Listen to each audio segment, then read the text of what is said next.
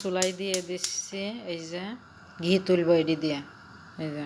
দারচিনি নিচে এই দারচিনি গরম পানি দিয়ে এখন ভিজাবো এটির ভিতর দারচিনি নিয়ে নিছি এটির ভিতরে এখন গরম পানি দেবো এটি 3 দিন খাবে এটি এই যে পানি দিচ্ছি গরম পানি এই যে এটি এখন এরকম করে রাখবো কালকে ফুটাবো 3 দিন খাবে এটি খাওয়া খুবই ভালো শরীরের জন্য ডায়াবেটিসের জন্য অনেক কিছুর জন্যই খাই ম্যাডাম ঘি তুলতে হলে সমানে লাড়তে হবে যাতে নিচে পুরা না লাগিয়ে যায় আগে ঘি কিনে আনতো বয়মের ঘি এখন আর কিনে না কয় এখন মাখন কিনে আনে মাখনে থেকে ঘি বানানি হয় ঘি কয় স্যামনে এই দেশে স্যামনে মানে ঘি ঘি মানে স্যামনে আরবি ভাষায় স্যামনে কয় এগুলা ঘির ভিতরে দিয়ে দেবো এইগুলা দিয়ে দিলে না সুন্দর একটা বাসনা কয় হ্যাঁ সুন্দর বাসনা কয় এর জন্য দেওয়া হয় এইগুলা আমার সারে দিতে কয় গাছ আসে গাছের এটা শুকায় থুয়ে দিয়ে এটা ঘি বানানোর সময় খালি ব্যবহার করা হয় সুন্দর বাসনা কয় সুন্দর একটা স্মেল আসে ফাইনালি আমার হয়ে গেছে এখন বয়মে ঢালা আমার এই যে ঘি ঢালতেছি বয়মের ভিতরে হয়ে গেছে ফাইনালি